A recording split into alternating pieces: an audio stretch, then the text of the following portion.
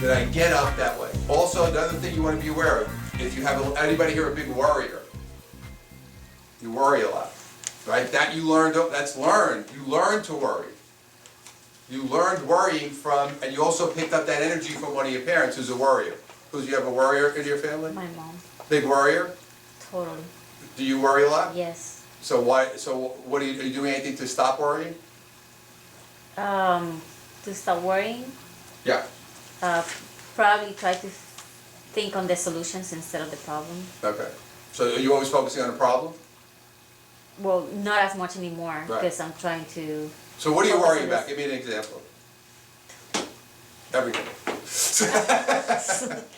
A lot of different things. You worry about it, but do you find yourself going there constantly? Not as much lately, but yes. Are you creating worry? Not About as things much that lately, haven't, yeah. haven't happened, but you're noticing it. Yeah. So here's, I'll yeah. give you a little twist. Instead of worrying, you gotta take that off the table. What are you worrying? You have to understand, what are you worrying about? That's important. Okay. So what, do you have a specific thing that really? You know, like today is what, the 30th? 29. 29, so I'm already worried about the first. I have to pay rent. I have to, Okay. you know, like all my bills that are coming on the first or stuff like that. You know, that's probably an example. Right, so you do that a lot? Right, so what are you worried about? You don't have the money? Yeah, you know, like budgets. Right. Money. But do you have money, you're working, right, money's coming in? Yeah. Right, so you have the money. So why are you worried? Well, I mean, it's a good question. Sometimes I feel it's nature for me. It's just, yeah, so that's a terrible thing, right? Because now you've defaulted to say, well, what can I do? I just have to keep worrying. Because you say, oh, that's the way, you know, the favorite expression in my house, because we would have a conversation about somebody doing something and say, well, you know, maybe you want to try to do it a little differently, and the answer would always be, that's the way I am. So in other words, I'm not changing, this is the way it is. So you don't want to say, well, I'm a worrier, that's it. Right, it's bad because it holds you in that fear-based, see, worry is fear-based. So I don't want to be in a worry. So these are all the stuff that you're looking for. This is all part of your energy and your karma, is all of these feelings and all these automatic mental spaces that you go to. I worry, I get upset, I get nervous, oh, I think I'm doing it wrong, I get it done fast enough. So it's this constant self-gyration that's going on, which is creating energy that you're sending out. You have to understand something. It's not just like, oh, I'm having a bad thought. That's sending out energy. So when you worry, you're sending that energy out there. You're creating it because here's what your ego loves. Your negative ego loves to be right. So think about this. I send out worry about paying my bills, and then I lose my job, and then I can't pay my bills. What did I just do? I just created that circumstance because I'm worried about it. So now I'm sending out energy to be worried, to say, oh, I don't think I'm going to be able to do it. So now I'm sending, this was me. I didn't go bankrupt twice because I felt good about myself. Always in a fear-based way. Now, where did I get it from? My mother. My mother was always worried. Now I picked that up. My sister's the total opposite. She doesn't care about anything. So I'm sure if you saw her, you could ask my wife. It's like two people from a different planet. You have one person, I was the oldest, I was serious, my father died, I'm worried about everything, and I'm trying to be, my sister was 2 years old, didn't care, to this day cares about nothing. Doesn't care about anything, he's not worried about anything, does whatever she wants. So totally different feeling, not a but I picked up the worry, she didn't. From my mother. See, so that's why you see two kids in the same family, right? Well, wow, this was just like this, and this was just like this, because one picked it up for your journey, and one picked it up for their journey.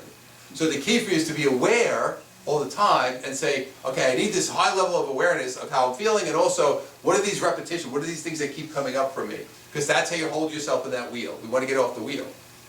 Joe. So I need to keep adjusting. Yeah, John. So go back to this to break the cycle. Okay, so you feel the feeling, right? Right. So you bring it up, you feel the feeling. So the key is allow myself to feel it with no judgment. Right. And then what do you do with it? You let it go. But how if you're By feeling it, so what happens is this. Every time something happens, I have an opportunity to either feel it. Now, I may not feel the whole thing at once, understand. Like, let's say this, we talked about a rejected feeling. So let's say Sarah goes, wow, I lost this job. I'm going to sit with that rejected feeling. I'm going to bring it back to what we said before. What does this remind me of? Who does this remind me of? Right? I'm going to deal with it. I'm going to sit with it. I'm going to really sit with that feeling. Maybe I get upset about it. I'm going to cry about it. I'm going to really deal with it. Now, what she's done there is actually let go of some of that energy, so she's dissolved it. Now, because it could be a very deep issue, you may not do it all at one time, right? You may say, well, now I felt rejected again, but the next time I did it, or I created something, it wasn't as bad, now I feel it again, now I let it go. Now eventually, as I keep doing that, and I keep releasing, in this case, the rejected feeling, I start releasing that feeling. Now here's the way your soul works. Your soul says, I have a desire for you to feel rejected. Let's say it's 100%, right? Each feeling you have to feel 100% depending on what it is. Every time you feel it, you diminish it down. Now once you felt 100%, your soul says, okay, you know what, Sarah, good. You don't have to feel rejected anymore. We'll move on to the next feeling. But how will you know? I mean, you just. Because you'll stop creating. But then the thing is, like, okay, so let's say it's a rejection, or Right. it's, you know, feeling disrespected. Right. So it feels like shit to be in that feeling, This right? is where we got the word of the day, by the way. We had an earlier meeting, so. That was the word of the day, because my wife thought, because she knows I have a foul mouth like that. So I said, no, I didn't start it. I continued it, but I didn't start it. So I just wanted to be clear. Go ahead. So go ahead. You know, to feel that feeling, you feel like really, you know, like something happened with me a couple months ago that just. I mean, I did this exercise and I felt it, but it was like it was like an emotional breakdown. Sure. You know, where I was like paralyzed almost, where That's I good. was. So, but then after that, so does that mean that I'm not gonna I dissolved it, or? You dissolve, now, you don't know until, as you go forward. So here's what happens, when you have that emotional breakdown, which is great. So I know that doesn't sound it, but congratulations on your emotional breakdown. But you have the emotional breakdown, you cleanse that energy out. Now, here's what happens. I cleanse out the energy, but I'm not all completely adjusted to it. It takes a little time for everything to kind of resettle, especially if it's a very deep one. Mm-hmm. So like when I was doing this years ago, the very deep clearings, I would be crying and crying and crying and crying, and then it took me a while to like re-level myself. So it didn't happen that long ago, so now you re-leveled your energy. Mm-hmm. It takes a little time. So now, as long as you're not holding that feeling anymore, what was the feeling? Well, I got, you know, like yeah, it was a rejection, but it was, you know, was a love rejection. So it was like, you know, so what was the feeling you felt? Feeling disrespected. Okay. You know, unwanted. Right, so it's You know. unwanted, unloved. Unloved, yeah. Right, so that's a feeling, that's a very deep feeling. Were you able to tie it back to your childhood? Yeah, for sure. Who was it? My dad. Okay, so did you feel that anger toward your dad Yes. all the way, or you feel like there's more in there? Well, it kind of I went through like the cycles, right? It was like the Right. deepest one was like my ex-husband, but then went back. I saw that the pattern was my dad, and Right. then also, which is basically all rejection from men. Right. So it was like my brother, my father. But it really starts with your father. But it started with my father. Yeah, Right? that's where you have to focus. So do you feel like, here's the question, do you feel like you still have anger and some of those feelings toward him about that? No. Okay, so that I would revisit. So that's about sitting quietly and really sitting and really thinking about your father and say, how did my father make me feel, and see what comes up. And you will be surprised. Because a lot of times, oh, I did this, I was so emotional and I got it out and I don't feel that, but there still could be fragments of it. Doesn't mean it's all as bad as it was before, but there could be other pieces still in it. So I would encourage you to revisit that a little bit. So even if we don't feel it anymore, that Yeah, because you here's know, why I want to do that. The reason we do it that way is I'm gonna create what I call a preemptive strike. So now, instead of me having to create a problem in the physical world, I could actually go in and clear it and not create a problem in the physical world. By sitting with it and Yes. digging deeper. Yes. Get the shovel out. Get the shovel. Right? So what happens is, if you go in, so what you're actually doing in that case, which we're gonna do on the 21st, which I know you're not gonna be here, but we'll do the next one. But what we're actually doing is, by me, instead of me, so here's the difference. Instead of me waiting for it to happen, I'm gonna do it myself. I'm gonna clear it before it happens. I'm gonna clear it so I don't create a problem in my life. And clearing it is by sitting with it and feeling Right. it. Now, you have these, right? yeah. Yeah. You got these at the other event. Use this set, the second CD. Okay. There's a parent meditation on there that you can use. Yeah, deep meditation. Right. Use that meditation. Because if I can bring up that feeling and clear it, then I don't have to create it in the physical world. But I have to now, it's almost like now I'm bringing, see, here's the difference at the high level, right? Instead of me waiting for something to happen and reacting and dealing with it, now I'm actually going in and pulling it out before it even happens. Isn't that better? I'd rather go in and pull it out before I create a problem. So that's why when you're dealing with parents, there's a lot of layers of feeling there.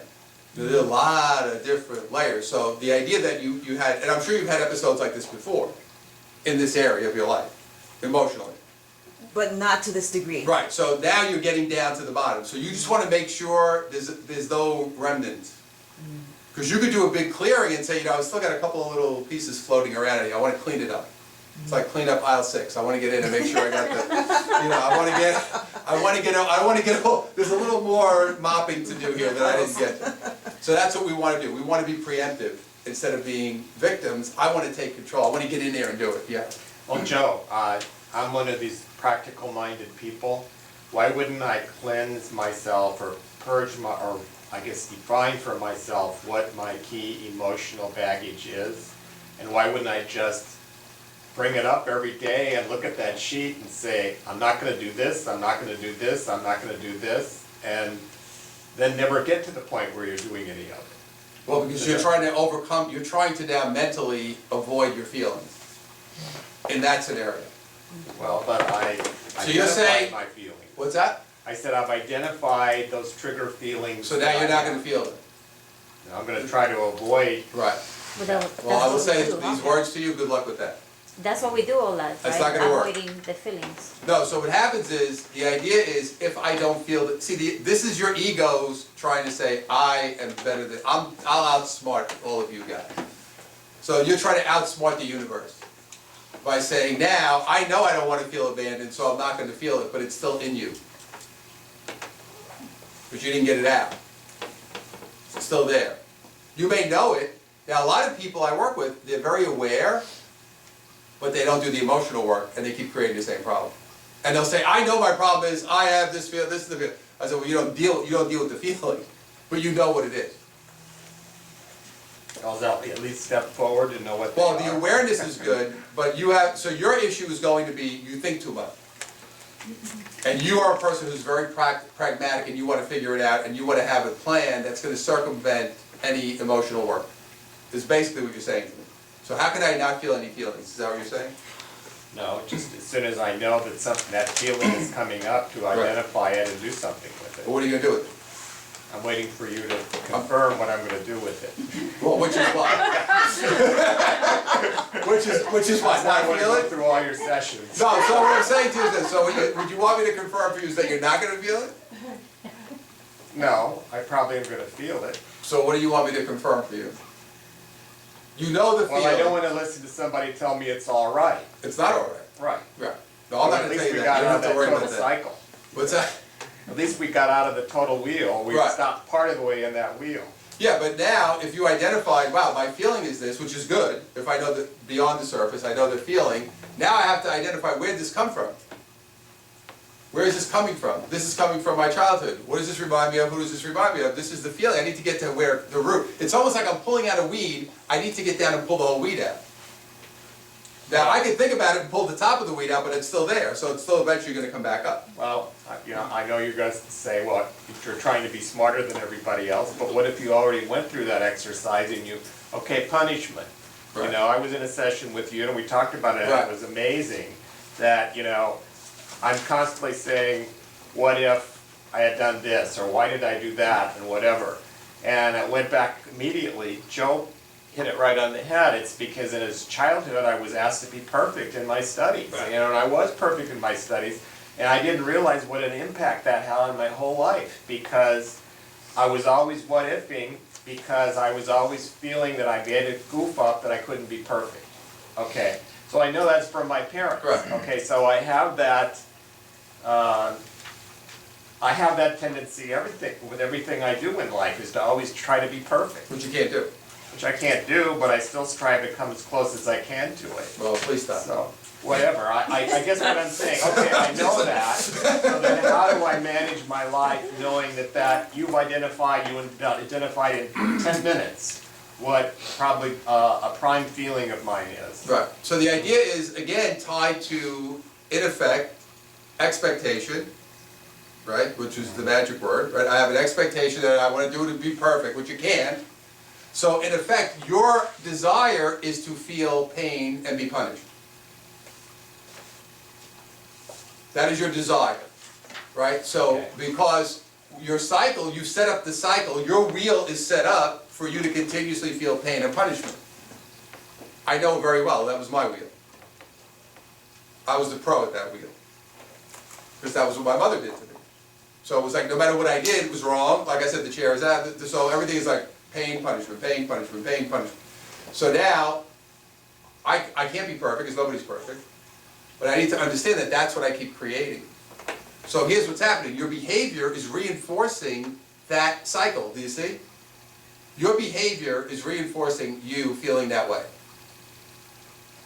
Okay, so how do I get out of that wheel Well, besides? first of all, you stop. First of all, you remove all your expectations, which I will tell you right now is like extracting all your teeth. Okay, I'm just going to tell you right now. I can say those words, but let me tell you that for us to remove all our expectations in life is not easy. So imagine you get up tomorrow with no expectations. How's that going to feel? I don't know that I could cope with that in the short term. Right, so it's going to be very hard. So now you just want to be aware of it and say, okay, I want to modify my expectations. Let me start with a modification before I go to the full extraction. Let's modify. So you have to start to, so a lot of this is about you. So for you to heal this, which we'll do, your healing is going to be about loving yourself. So everything you're doing is about not loving yourself. Because at the end, how do you feel? Bad. You're a bad person, you did a bad job, you failed, you didn't get perfect, so punishment, punishment, pain, punishment. So now the idea is I don't want to feel pain and punishment, I want to feel loved, I want to feel happy. But I keep setting up expectations to create pain and punishment. So that's how you hold yourself in the cycle. So now you have to take so now I would say eliminate all your expectations. And also, what would be great for you, which would be really hard, is you need to do some severe goofing off. I mean severe. So I need you to go to like a movie matinee Wednesday, 1 o'clock. How's that gonna feel? See Dumb and Dumber 2. Yeah. Yeah, that's even worse. I don't know if you want to subject yourself to that. Oh, I do like slapstick. But how would you feel to just say, I just go in the middle of the day, go to a movie? How would that feel? I'd be thinking about all the things that I need to do. Right. Okay, so let's just back it up, because this is the problem with all of us in life. Is there ever nothing to do? No. Can you always think of something to do? Sure. Right? Think about your life. Is it every day? So I could be doing this, I could be doing this, I could be doing this, I could be doing this. The question is, what am I choosing to do? Very different than, I always have something to do. Because there's never a time when you could be sitting on your couch and say, this is great, I have absolutely nothing to do. Does anybody ever have that feeling? Does anybody ever have that feeling? Oh, here I am. Oh, it's Sunday afternoon. I'm going to watch a game. It's great because I have nothing at all to do. There's nothing to do. Even if I try to think about it, I have nothing to do. Has anybody ever been there? Of course not, because there's always some. So that's it. So again, you see the wheel? I'm on the wheel that never stops. Because there's always something I could be doing. But the question is, am I focusing on keeping my energy high by nurturing myself? That's your number one job. So is it better to work 100 hours a week and knock your brains out and then get sick? Or is it better to say, you know what? I've been working hard, I need to take a day off and go to the movies. What's better to do? So your job is, see, when I do my spiritual time management class, that's what we talk about. Because we talk about managing your energy. So I want to be here to be able, if I said I'm going to do a seminar every day for the next 600 days in a row, where am I going to end up? I'm going to be dead. I'm going to have no voice, I'm going to not be able to do it. Because I'm not restoring. So here's what it is. I'm putting out energy, I need to restore it. I'm putting out energy, I need to restore it. I can't just be putting it out all the time. If I'm not restoring it, it's like you drain the battery out, So think about this, everybody has a cell phone, right? So what happens, the second, this is like an unbelievable, the second that that little light gets orange, what happens to you? What happens? You're in a panic, oh my God. Look, he's got his own, look, he's got all kinds of plugs and chargers over here. Now they have all the chargers to take under, God forbid there's no outlets. Right. Now we're back, there's no outlets. Battery pack. It's a battery pack, I plug it in now, no matter where I have another 200 hours of time, I can see. Yeah. Mesmerize myself with it. Right? Now, that's what you're doing for your phone, but you're not doing it for yourself. So your phone is in effect more important than you. I can take a battery pack with myself. Okay. No, but think about it. Well, I have made my phone more important than myself. I have made my tablet more important than myself. A lot of tablets that you make sure you charge it. Did you charge it? You got to charge it. Meanwhile, you're laying on the floor in a puddle of blood. That you didn't worry about. What happened? Oh, he worked 300 hours in a row and now he fell off a cliff. Oh, that's all right, but look, his phone is charged. He's got a full charge though. He's good. Right. But you see how stupid that sounds? Does that sound ridiculous? How absurd does that sound? That I will tell you right now that if I walk down the street, every single person on that street is more concerned about their cell phone being charged than themselves. Is that true? That's true. So your job is to take care of yourself. You're going to be the best person at taking care of yourself. Nobody else is going to do a better job than you. If you don't do it, nobody's going to do it. Now here's what happens. The more you love yourself and how everybody else reacts to you, positive way, because they feel that energy. People, if you love yourself, now I don't mean it in an egoic way. I'm just saying you feel good. You love yourself because you're perfect. And if you walk around loving yourself all day, people react to you in a positive way and good things start happening and your life could get easier.